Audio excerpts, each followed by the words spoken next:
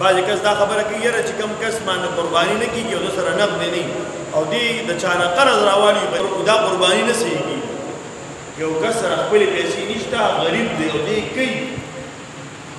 نو د چا نه قرض راواخیستې دا اولا ده بهتر ده افضل د زیات اجر په الله ورکوي ځکه به د سره قرباني شته نه او دې کوي دا قرباني خو د الله د نزدېکت یو ذریعه ده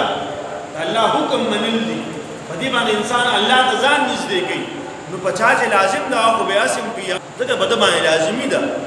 خو په چا لازم نه ده او دوی وایي چې یاره ما سره غوښتنه اوس مې نه کېږي خو ځان به لنډ تنګ کړم او ځان له اوس بندوبست وکړم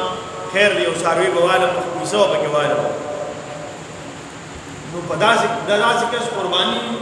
جایز هم ده بلکې بهتر ده دې زیات اجر ته ملاو یو دته د قربانۍ اجر ملاو شو بل دته ورپسې نفلي اجر ملاو شو چې ګوره ده باندې